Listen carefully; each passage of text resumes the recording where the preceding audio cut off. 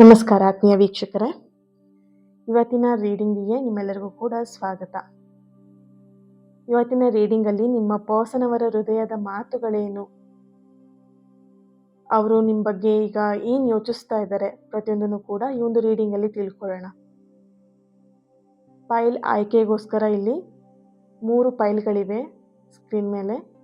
ನಿಮ್ಮ ಮನಸ್ಸಿಗೆ ಹತ್ತಿರವೆನಿಸುವಂತಹ ಒಂದು ಚಿತ್ರವನ್ನು ಅಥವಾ ಇಲ್ಲಿ ಕೆಳಗಡೆ ಒಂದಷ್ಟು ಹೆಸರುಗಳು ಕೂಡ ಇದೆ. ಲವ್ ಅಂತ ಇದೆ, ಟ್ರಸ್ಟ್ ಅಂತ ಇದೆ, ಕನೆಕ್ಷನ್ ಅಂತ ಇದೆ. ಯಾವ ಒಂದು ಹೆಸರು ನಿಮಗೆ ತುಂಬ ಕನೆಕ್ಟ್ ಆಗುತ್ತೆ ಆ ಹೆಸರನ್ನು ನೀವಿಲ್ಲಿ ಚೂಸ್ ಮಾಡ್ಕೊಳ್ಳಿ, ಅಥವಾ ಫೈಲ್ ನೋಡಿ ಅಥವಾ ಚಿತ್ರವನ್ನು ನೋಡಿ, ಕಾರ್ಡ್ಸ್ಗಳನ್ನು ನೋಡಿ. ಯಾವುದು ನಿಮಗೆ ತುಂಬ ಅಟ್ರಾಕ್ಟ್ ಆಗ್ತಿದೆ, ರೋಸ್ ಅಥವಾ ಕ್ರಿಸ್ಟಲ್ ಅಥವಾ ಬುಕ್ ಇದೆ, ಯಾವುದು ನಿಮಗೆ ತುಂಬ ಅಟ್ರಾಕ್ಟ್ ಆಗ್ತಿದೆ ಅದನ್ನು ಚೂಸ್ ಮಾಡ್ಕೊಳ್ಳಿ.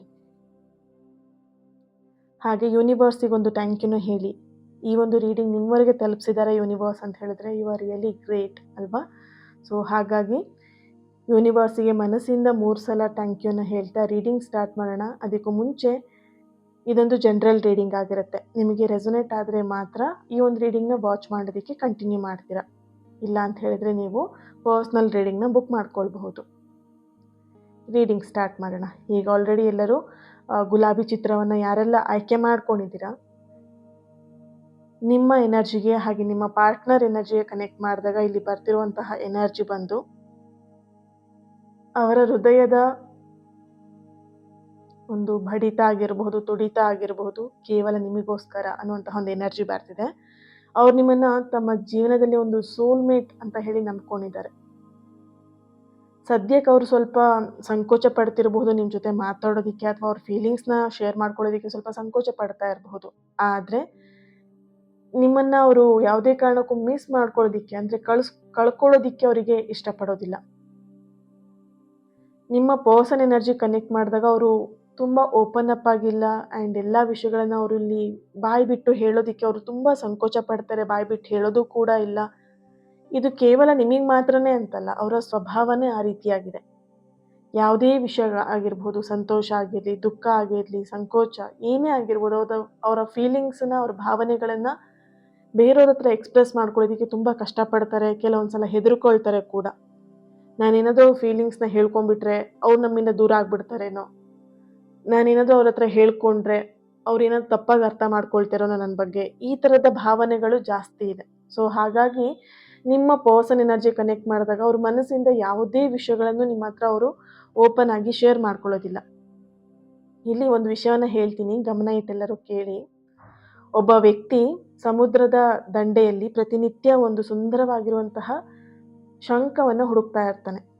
ಶಂಖ ಅಂತ ಹೇಳಿದಾಗ ಒಂದೇ ಥರದ ಶಂಖ ಇಲ್ಲ ಅಲ್ವಾ, ತುಂಬ ವೆರೈಟಿಯಲ್ಲಿ ವಿಧ ವಿಧವಾದಂತಹ ಶಂಖಗಳನ್ನು ನಾವು ಸಮುದ್ರದಲ್ಲಿ ನೋಡಬಹುದು ಅಲ್ವಾ.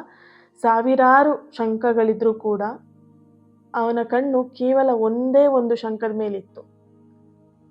ಆ ಒಂದು ಶಂಖಕ್ಕೋಸ್ಕರ ಅವನು ಸಮುದ್ರದಲ್ಲಿ ದಿನ ಹುಡುಕಾಡ್ತಾ ಇರ್ತಾನೆ. ಕೊನೆಗೆ ಆ ಶಂಖ ಅವನಿಗೆ ಸಿಗತ್ತೆ. ಅವನದನ್ನು ತುಂಬ ಜೋಪಾನ ಮಾಡಿ ಕಾಪಾಡ್ಕೊಳ್ತಾನೆ. ನಿಮ್ಮ ವ್ಯಕ್ತಿನೂ ಹಾಗೇನೇ. ಇಲ್ಲಿ ಪ್ರಪಂಚದಲ್ಲಿ ಕೋಟಿ ಜನ ಇದ್ದಾರೆ, ನೀವೊಬ್ಬರೇ ಅಲ್ಲ ಅಲ್ವಾ. ಸಾವಿರಾರು ಜನ ಇದೆ, ಕೋಟಿ ಲಕ್ಷ ಎಷ್ಟೊಂದು ಜೀವಿಗಳಿದೆ, ಜನಗಳಿದ್ದಾರೆ. ಅವರ ಕಣ್ಣಿಗೆ ನೀವು ಮಾತ್ರ ವಿಶೇಷವಾಗಿ ಕಾಣಿಸ್ತಾ ಇದ್ದೀರಾ. ಅವರಿಗೆ ಹತ್ತಿರ ಆಗಿದ್ದು, ಅವ್ರ ಮನಸ್ಸಿಗೆ ಹತ್ತಿರ ಆಗಿದ್ದು ನೀವು ಮಾತ್ರ. ಅವ್ರ ಸುತ್ತಮುತ್ತ ಫ್ರೆಂಡ್ಸ್ ಇದ್ದಾರೆ, ಫ್ಯಾಮಿಲಿ ಇದ್ದಾರೆ, ಕ್ಲೋಸ್ ಫ್ರೆಂಡ್ಸ್ ಅಂತ ಇದ್ದಾರೆ. ಅವ್ರಿಗೆ ಯಾರ ಮೇಲೂ ನಿಮ್ಮ ಮೇಲೆ ಬಂದಂತಹ ಫೀಲಿಂಗ್ಸ್, ನಿಮ್ಮ ಮೇಲೆ ಬಂದಂತಹ ಒಂದು ಪ್ರೀತಿ ಅವ್ರ ಸುತ್ತಮುತ್ತ ಇರುವಂತಹ ಜನಗಳಿಗೆ ಯಾವತ್ತೂ ಕೂಡ ಬಂದಿರಲಿಲ್ಲ. ನೀವು ಅವರಿಗೆ ಒಂದು ಸ್ಪೆಷಲ್ ಪರ್ಸನ್ ಆಗಿದ್ದೀರಾ. ಅವರು ಬಿಲೀವ್ ಮಾಡಿದರೆ ನೀವೇ ನನ್ನ ಸೋಲ್ಮೇಟ್ ಅಂತ ಹೇಳಿಬಿಟ್ಟು. ಅವರ ಹೃದಯದ ಮಾತು ಅಂತ ಇಲ್ಲಿ ನೋಡಿದಾಗ, ನನ್ನ ಮೌನವನ್ನು ನಿನ್ನನ್ನು ತಿರಸ್ಕಾರ ಮಾಡ್ತಾ ಇದ್ದೀನಿ, ನಿನ್ನನ್ನು ಇಗ್ನೋರ್ ಮಾಡ್ತಾ ಇದ್ದೀನಿ ಅಂತ ಹೇಳಿ ತಿಳಿಬೇಡ. ಆ ಮೌನದ ಹಿಂದೆ ನಿನಗೋಸ್ಕರ ಮಿಡಿತಾ ಇರುವಂತಹ ಸಾವಿರಾರು ಮಾತುಗಳಿದೆ. ಇಲ್ಲಿ ನೀವು ಅಥವಾ ನಿಮ್ಮ ಪರ್ಸನ್ ಇಬ್ಬರಲ್ಲಿ ಯಾರ್ದೋ ಒಂದು ಎನರ್ಜಿಯಲ್ಲಿ ಕಾಯುವಿಕೆ ಅಂದರೆ ವೇಟ್ ಮಾಡ್ತಿರುವಂತಹ ಒಂದು ಎನರ್ಜಿ ಬರ್ತಿದೆ. ಈ ಒಂದು ಕಾಯುವಿಕೆಯಲ್ಲಿಯೂ ಕೂಡ ಒಂದು ಸೌಂದರ್ಯ ಇದೆ. ಆ ಸೌಂದರ್ಯ ಸಿಕ್ಕಿದಾಗ ಆಗುವಂತಹ ಆನಂದ ಇದೆಯಲ್ಲ, ಅದು ಅಪಾರವಾಗಿರುತ್ತೆ. ಸೊ ಈ ವೇಟಿಂಗ್ ಎನರ್ಜಿ ಏನಿದೆ, ಲಾಸ್ಟ್ ನಿಮಗೊಂದು ಕೊನೆಯಲ್ಲಿ ನಿಮಗೊಂದು ಹ್ಯಾಪಿಯನ್ನು, ಖುಷಿಯನ್ನು, ಸಂತೋಷವನ್ನು ನಿಮ್ಮ ಜೀವನಕ್ಕೆ ತಂದುಕೊಡುತ್ತೆ. ಈ ಒಂದು ಫಸ್ಟ್ ಪೈಲ್ನ ಯಾರು ಈ ರೋಸ್ ಚಿತ್ರನ ಅಥವಾ ಲವ್ ಅನ್ನೋದನ್ನ, ಭಾವನೆಗಳು ಅನ್ನೋದನ್ನ ಯಾರು ಆಯ್ಕೆ ಮಾಡ್ಕೊಂಡಿದ್ರಿ, ನೀವು ಕಮೆಂಟಲ್ಲಿ ತಿಳಿಸ್ತೀರಾ ಲವ್, ಭಾವನೆಗಳು ಅಂತ ಹೇಳಿ ರೆಡ್ ಹಾರ್ಟ್ ಮಾರ್ಕನ್ನು ಹಾಕಿ ಪ್ರತಿಯೊಬ್ಬರು ಕೂಡ ಎನರ್ಜಿನ ರಿಸೀವ್ ಮಾಡ್ಕೊಳ್ಳಿ. ಓಕೆ, ಸೊ ಈ ಒಂದು ಎನರ್ಜಿನ, ಈ ಒಂದು ಎನರ್ಜಿಗೆ ನೀವು ಕನೆಕ್ಟ್ ಆಗಿದ್ದೀರಾ ಅಂತ ಹೇಳಿದ್ರೆ you are really blessed. So ಹಾಗಾಗಿ ಎನರ್ಜಿನ ಸುಮ್ಮನೆ ವೇಸ್ಟ್ ಮಾಡಿಬಿಡಿ, ವಿಡಿಯೋ ನೋಡ್ಕೊಂಡು ಸುಮ್ಮನೆ ಹಾಗೆ ಹೋಗಬೇಡಿ. ಕಮೆಂಟ್ ಮಾಡಿ, ನಿಮ್ಮ ಎನರ್ಜಿನ ರಿಸೀವ್ ಮಾಡ್ಕೊಂಡು ಆಮೇಲೆ ಹೋಗಿ. Okay, so thank you. ಎರಡನೇ ಪೈಲ್, ಯಾರು ಟ್ರಸ್ಟ್, ಭರವಸೆನ ಯಾರು ಆಯ್ಕೆ ಮಾಡ್ಕೊಂಡಿದ್ದೀರಾ, ನಿಮ್ಮ ಎನರ್ಜಿಗೆ ಕನೆಕ್ಟ್ ಮಾಡಿದಾಗ ಇಲ್ಲಿ ಬರ್ತಿರುವಂಥದ್ದು, ನಿಮ್ಮ ಪಾರ್ಟ್ನರ್ ಪ್ರಸ್ತುತ ಕೆಲವು ಕೌಟುಂಬಿಕ ಅಥವಾ ಕೆಲಸದ ಒತ್ತಡದಲ್ಲಿದ್ದಾರೆ. ಕೌಟುಂಬಿಕವಾಗಿರುವಂತಹ ಸಮಸ್ಯೆಯಲ್ಲಿ ಅವರು ಸಿಲುಕೊಂಡಿದ್ದಾರೆ. ಕೌಟುಂಬಿಕ ಸಮಸ್ಯೆ ಅಂತ ಹೇಳಿದಾಗ ಅವರ ಅಣ್ಣ ಅಥವಾ ಅವರ ಅಕ್ಕ, ಅವರ ತಂಗಿ ಅಥವಾ ಅವರ ತಮ್ಮ, ಅವರ ಸಂಸಾರದ ವಿಷಯದಲ್ಲಿ ಎಲ್ಲೋ ಒಂದು ಕಡೆ ಏರುಪೇರುಗಳಾಗ್ತಿರ್ಬೋದು. ಅದನ್ನ ಇವರಿಲ್ಲಿ ಸರಿಪಡಿಸ್ಲಿಕ್ಕೋಸ್ಕರ ಒದ್ದಾಡ್ತಾ ಇದ್ದಾರೆ. ಇವರ ಪ್ರೀತಿಯಲ್ಲಿ ಮನೆಯಲ್ಲಿ ಒಪ್ಪಿಗೆ ಕೊಡ್ತಾ ಇಲ್ಲ, ಅದನ್ನ ಸರಿಪಡಿಸ್ಲಿಕ್ಕೋಸ್ಕರ ಹೋರಾಡ್ತಾ ಇದ್ದಾರೆ. ಕೌಟುಂಬಿಕದಲ್ಲಿ ಅಂತ ನೋಡಿದಾಗ ಅವರ ಫ್ಯಾಮಿಲಿಯಲ್ಲಿಯೇ ಆಸ್ತಿ ಇರಬಹುದು ಅಥವಾ ಹಣಕಾಸಿನ ವಿಷಯದಲ್ಲಿ ಆಗಿರ್ಬೋದು, ಈ ಒಂದು ಪ್ರೀತಿಯ ವಿಷಯದಲ್ಲೇ ಗಲಾಟೆಗಳು ಆಗ್ತಾ ಇರುವಂಥದ್ದು. ನಿಮ್ಮ ಪರ್ಸನಿಗೆ ಇಲ್ಲಿ ಕೌಟುಂಬಿಕವಾಗಿ ಈ ಪ್ರೀತಿಗೆ ಸಪೋರ್ಟಿವ್ ಆಗಿ ಯಾರು ಕೂಡ ನಿಲ್ತಾ ಇಲ್ಲ. ಕೇವಲ ಒಬ್ಬ ವ್ಯಕ್ತಿ, ಅವರಿಗೆ ಕಸಿನ್ ಅಂತ ಹೇಳಿ ದೊಡ್ಡಪ್ಪ ಅಥವಾ ಚಿಕ್ಕಪ್ಪನ ಮಗ ಆಗಿರ್ಬೋದು ಅಥವಾ ಅಕ್ಕ ಆಗಿರಬಹುದು, ಯಾರೋ ಒಬ್ರು ಅವರಿಗೆ ತುಂಬಾ ಸಪೋರ್ಟ್ ಮಾಡ್ತಾ ಇದ್ದಾರೆ ಅಷ್ಟೇ ಬಿಟ್ರೆ ಇಡೀ ಕುಟುಂಬ ಅವರಿಗೆ ಈ ಪ್ರೀತಿ ವಿಷಯದಲ್ಲಿ ವಿರುದ್ಧವಾಗಿದೆ ಅಂಡ್ ಅವರಿಗೆ ತುಂಬಾ ವಿರುದ್ಧವಾಗಿ ನಡ್ಕೊಳ್ತಾ ಇರುವಂತಹ ಒಂದು ಎನರ್ಜಿ ಇಲ್ಲಿ ಬರ್ತಾ ಇದೆ. ಅದರ ಜೊತೆಯಲ್ಲಿ ಕೆಲಸದ ಒತ್ತಡ ಕೂಡ ಅವರಲ್ಲಿ ಇದೆ. ನಿಮ್ಮ ಪರ್ಸನ್ ಎನರ್ಜಿ ಕನೆಕ್ಟ್ ಮಾಡಿದಾಗ ಅವರು ಬಿಸ್ನೆಸ್ ಮ್ಯಾನ್ ಕೂಡ ಆಗಿರ್ಬೋದು, ಅವ್ರದೇ ಆದಂತ ಸ್ವಂತಹ ಒಂದು ಕೆಲಸವನ್ನ ಮಾಡ್ತಾ ಇದ್ದಾರೆ. ಅದರ ಜವಾಬ್ದಾರಿ ಪೂರಾ ಇವರದ್ದೇ ಇದೆ. ಹಾಗೆ ತಂದೆ ನಡೆಸ್ತಿದ್ದಂತಹ ಕೆಲಸವನ್ನು ಕೂಡ ಇವರು ಮುಂದುವರಿಸ್ತಾ ಇದ್ದಾರೆ ಅನ್ನೋಂತಹ ಒಂದು ಎನರ್ಜಿ ಕೂಡ ಬರ್ತಿದೆ ಇಲ್ಲಿ. ಆ ಜವಾಬ್ದಾರಿ ಕೂಡ ಇವರಿಗೆ ಜಾಸ್ತಿ ಕಾಣಿಸ್ತಾ ಇದೆ. ನಿಮ್ಮ ಪರ್ಸನ್ ಎನರ್ಜಿ ಕನೆಕ್ಟ್ ಮಾಡಿದಾಗ ಅವ್ರು ನಿಮ್ಮನ್ನ ಪ್ರೀತಿಸ್ತಾ ಇದ್ದಾರೆ, ಆದ್ರೆ ಪರಿಸ್ಥಿತಿಯ ಕೈಗೆ ಇವರು ಕೈಗೊಂಬೆ ಆಗಿರುವಂತಹ ಒಂದು ಎನರ್ಜಿ ಬರ್ತಿದೆ. ಯಾಕಂದ್ರೆ ಇಲ್ಲಿ ಪರಿಸ್ಥಿತಿ ನಿಮ್ಮನ್ನ ಪ್ರೀತಿಸ್ತಾ ಇದ್ದೀನಿ ಅಂತ ಹೇಳೋದಿಕ್ಕೆ ಅವ್ರಿಗೆ ಆಗ್ತಾ ಇಲ್ಲ. ಈ ಪ್ರೀತಿನ ಉಳಿಸ್ಕೊಳ್ಳೋದಿಕ್ಕೆ ಅವ್ರು ಕಷ್ಟಪಡ್ತಾ ಇದ್ದಾರೆ. ಈ ಪ್ರೀತಿಗೋಸ್ಕರ ಅವರಿಲ್ಲಿ ಸಾಕಷ್ಟು ಹರಸಾಹಸ ಪಡ್ತಿರುವಂತಹ ಒಂದು ಎನರ್ಜಿ ಇದೆ. ಈ ಪರಿಸ್ಥಿತಿಯ ಕೈಗೊಂಬೆ ಅವರು ನಿಮ್ಮ ಪರ್ಸನ್ ಆಗಿದ್ದಾರೆ. ಅವರಿಗೆ ಭರವಸೆ ಅಂತ ಇರೋದು ಒಂದೇ ಒಂದು, ನೀವು, ನಿಮ್ಮ ಪ್ರೀತಿ. ಅವರು ನಿಮ್ಮಲ್ಲಿ ಭರವಸೆಯನ್ನ ಕಾಣ್ತಾ ಇದ್ದಾರೆ. ನೀವು ಅವರ ಬದುಕಿನ ಕತ್ತಲೇನಿತ್ತು ಅದಕ್ಕೆ ನೀವು ದಾರಿದೀಪ ಆಗ್ತಾ ಇದ್ದೀರಾ. ಇಲ್ಲಿ ಅವರು ಅದೇ ತರ ಫೀಲ್ ಮಾಡ್ತಾ ಇದ್ದಾರೆ. ಅದನ್ನ ನಿಮ್ಮ ಹತ್ರ ಬಾಯ್ಬಿಟ್ಟು ಹೇಳ್ತಾ ಇಲ್ಲ. ನೀವು ಅವರ ಜೀವನದಲ್ಲಿರುವಂತಹ ಕತ್ತಲೆಗಳನ್ನ ಓಡಿಸುವಂತಹ ದಾರಿದೀಪ ಇದ್ದಂತೆ. ಇಲ್ಲಿ ಒಂದು ವಿಷಯನ ಹೇಳ್ತೀನಿ, ಕರೆಕ್ಟಾಗಿ ಗಮನ ಇಟ್ಟು ಕೇಳಿ.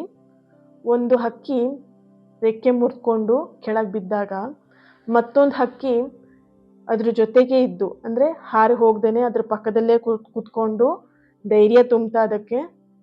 ಕೆಲವು ದಿನಗಳ ನಂತರ ಅದು ಆ ಹಕ್ಕಿಗೆ ಹುಷಾರಾದ್ಮೇಲೆ ಎರಡು ಒಟ್ಟಾಗಿ ಆಕಾಶಕ್ಕೆ ಹಾರಿ ಹೋಗುತ್ತೆ.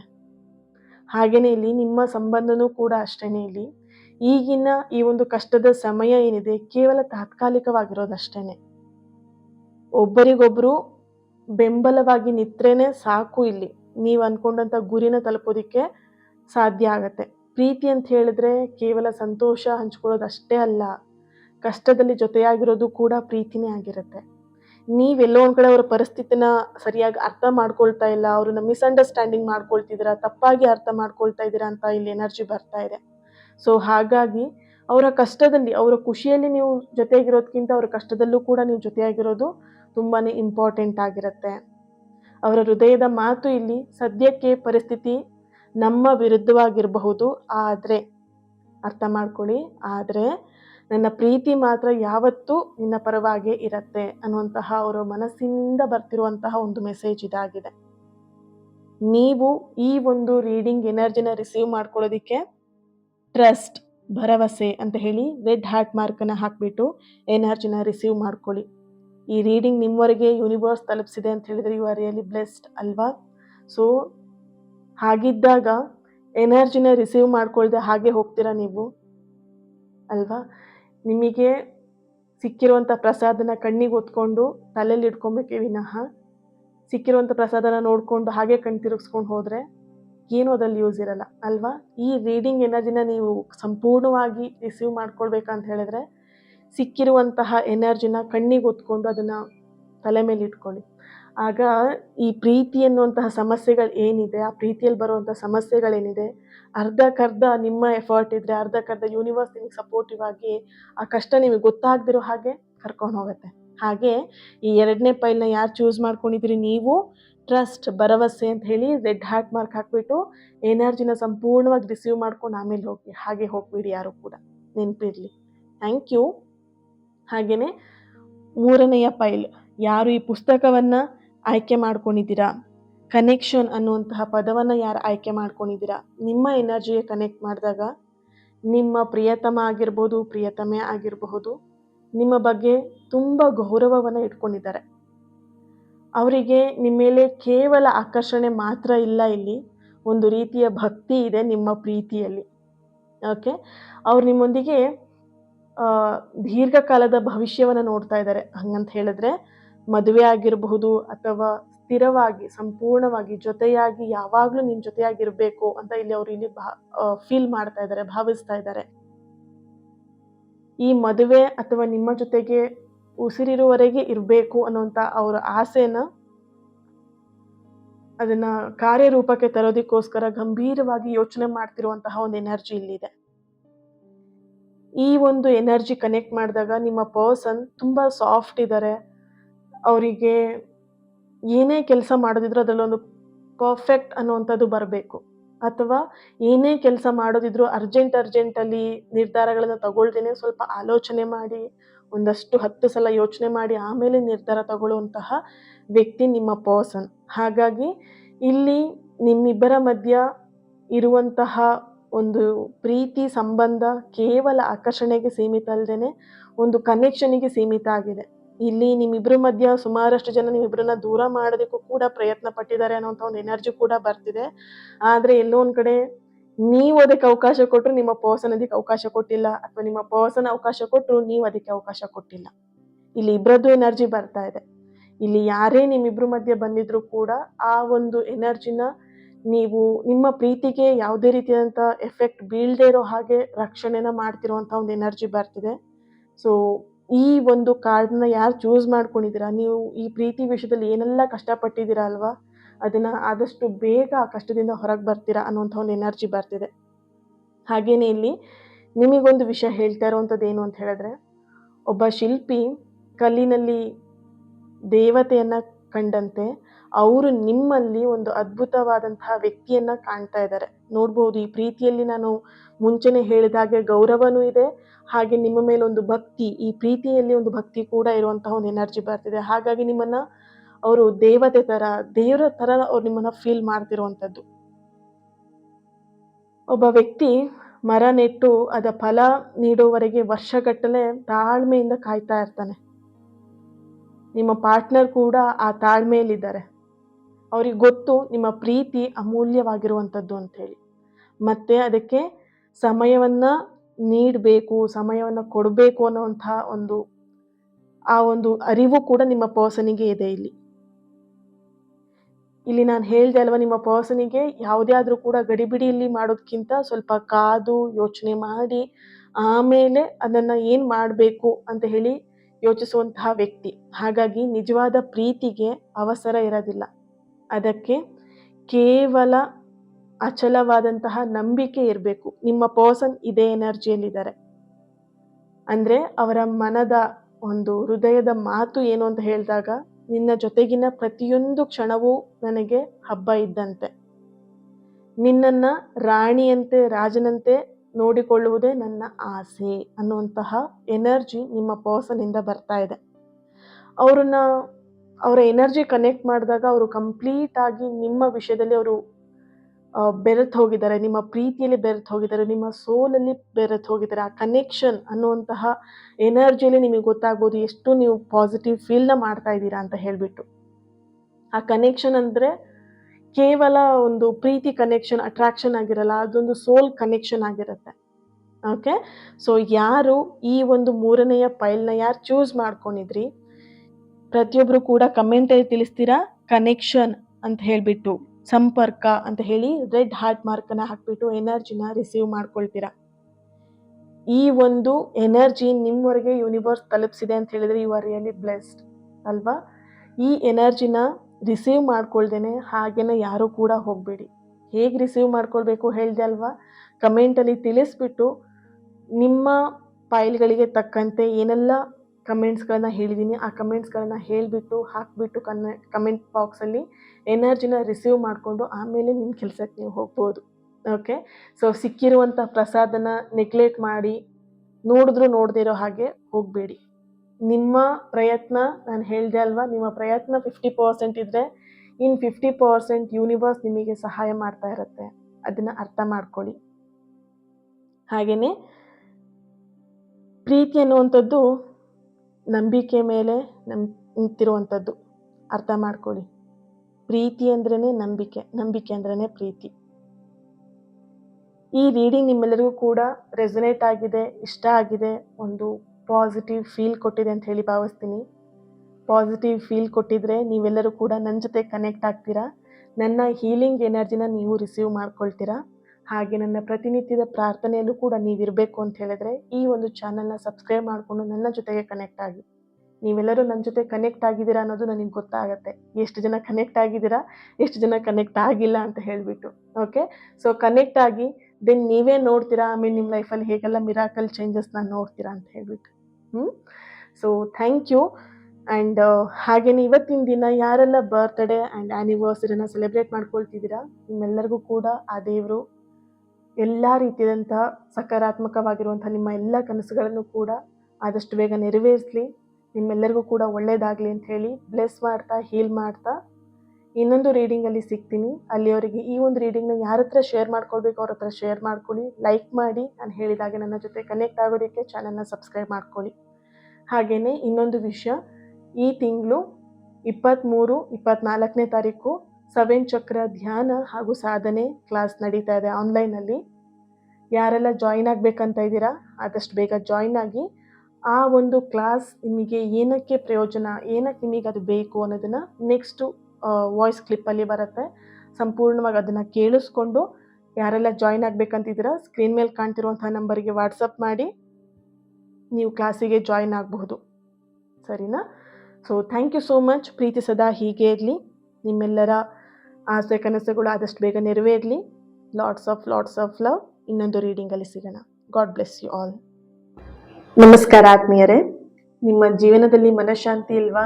ನೆಗೆಟಿವ್ ಎನರ್ಜಿ, ಆತಂಕ, ಭಯ, ಮನಸ್ಸಿನಲ್ಲಿ ಒಂದಷ್ಟು ಗೊಂದಲಗಳು, ಈ ಎಲ್ಲ ಸಮಸ್ಯೆಗಳಿಂದ ಹೊರಬರಬೇಕು ಅಂತೇಳಿ ನಿಮಗೆ ಯಾವಾಗಾದರೂ ಅನಿಸಿದೆ ಅಂತ ಹೇಳಿದ್ರೆ ನಿಮಗೋಸ್ಕರ ವಿಶೇಷವಾಗಿ ನಾನು ತಂದಿದ್ದೀನಿ 2 ದಿನದ ಆನ್ಲೈನ್ 7 ಚಕ್ರ ಧ್ಯಾನ ಮತ್ತು ಸಾಧನೆ. ಈ ಕ್ಲಾಸ್ ಯಾವಾಗ ನಡೆಯುತ್ತೆ ಅಂತ ಹೇಳಿದ್ರೆ ಮೇ 23-24ನೇ ತಾರೀಕು ಶನಿವಾರ ಮತ್ತು ಭಾನುವಾರ ಸಂಜೆ 7:05ರಿಂದ 8:30ರವರೆಗೆ ಈ ಒಂದು ಕ್ಲಾಸ್ ನಡೆಯುತ್ತೆ. ಈ ಕ್ಲಾಸಲ್ಲಿ ನೀವು ಏನೆಲ್ಲ ತಿಳ್ಕೊಳ್ತೀರಾ ಅಂತ ಹೇಳಿದ್ರೆ 7 ಚಕ್ರಗಳ ಮಹತ್ವವನ್ನು ತಿಳ್ಕೊಳ್ತೀರಾ, ಚಕ್ರಗಳನ್ನ ಆಕ್ಟಿವೇಟ್ ಮಾಡುವಂತಹ ಸರಳ ವಿಧಾನವನ್ನು ಕೂಡ ಇದರಲ್ಲಿ ತಿಳ್ಕೊಳ್ತೀರಾ. ಅದರ ಜೊತೆಗೆ ಧ್ಯಾನದ ಮೂಲಕ ಪಾಸಿಟಿವ್ ಎನರ್ಜಿನ ಹೆಚ್ಚಿಸುವಂತಹ ಸಾಧನೆಯನ್ನು ಕೂಡ ಇದರಲ್ಲಿ ನೀವು ತಿಳ್ಕೊಳ್ತೀರಾ. ಮನಃಶಾಂತಿ, ಆತ್ಮವಿಶ್ವಾಸ ಮತ್ತೆ ಆಕರ್ಷಣಾ ಶಕ್ತಿ ಹೆಚ್ಚಿಸುವಂತಹ ವಿಧಾನವನ್ನು ಕೂಡ ಇದರ ಜೊತೆಗೆ ಕಲಿತೀರಾ. ಈ ಒಂದು ಸಾಧನೆ ನಿಮ್ಮ ಜೀವನದಲ್ಲಿ ಹೊಸ ಪಾಸಿಟಿವಿಟಿಯನ್ನು ತರುತ್ತೆ. ಧ್ಯಾನ ಮಾಡೋದಕ್ಕೆ ಗೊತ್ತಿಲ್ಲ, ನಾನು ಧ್ಯಾನಕ್ಕೆ ಹೊಸೊಬ್ಬ ಅಂತ ಹೇಳಿದ್ರು ಕೂಡ ಆರಾಮಾಗಿ ಈ ಒಂದು ಕ್ಲಾಸಿಗೆ ನೀವು ಜಾಯಿನ್ ಆಗ್ಬೋದು. ಯಾವುದೇ ರೀತಿಯ ಗೊಂದಲಗಳನ್ನು ಮನಸ್ಸಲ್ಲಿ ಇಟ್ಕೊಳ್ದೇನೆ ನಿಶ್ಚಿಂತೆಯಿಂದ ಈ ಒಂದು ಕ್ಲಾಸಿಗೆ ಜಾಯಿನ್ ಆಗಿ ನಿಮ್ಮ ಆತ್ಮಶಕ್ತಿಯನ್ನು ಎಚ್ಚರಿಸಿಕೊಳ್ಳೋದಕ್ಕೆ ಈ ಒಂದು ಸುಂದರವಾದ ಅವಕಾಶವನ್ನು ಬಳಸ್ಕೊಳ್ಳಿ, ಒಳ್ಳೆ ರೀತಿಯಲ್ಲಿ ಬಳಸ್ಕೊಳ್ಳಿ. ಜಾಯಿನ್ ಆಗೋದಕ್ಕೆ ಈಗಲೇ ಸ್ಕ್ರೀನ್ ಮೇಲೆ ಕಾಣ್ತಿರುವಂತಹ ನಂಬರಿಗೆ ವಾಟ್ಸಪ್ ಮಾಡಿ ನಿಮ್ಮ ಸೀಟನ್ನ ಇವತ್ತೇ ಬುಕ್ ಮಾಡ್ಕೊಳ್ಳಿ. ಯಾಕಂತೇಳಿದ್ರೆ ಇದು ಲಿಮಿಟೆಡ್ ಸೀಟ್ ಆಗಿರೋದ್ರಿಂದ. ಹಾಗಾಗಿ ಯಾರಿಗೆ ಈ ಒಂದು ನಿಮ್ಮ ಸಮಸ್ಯೆಗಳಿಂದ ನಾನು ಹೊರಗೆ ಬರಲೇಬೇಕು ಅಂತ ಅನ್ಕೊಂಡಿದ್ದೀರಾ, ನಿಮಗೋಸ್ಕರ ಯೂನಿವರ್ಸ್ ಕಳಿಸಿರುವಂತಹ ಒಂದು ಕ್ಲಾಸ್ ಇದಾಗಿದೆ. ಓಕೆನಾ?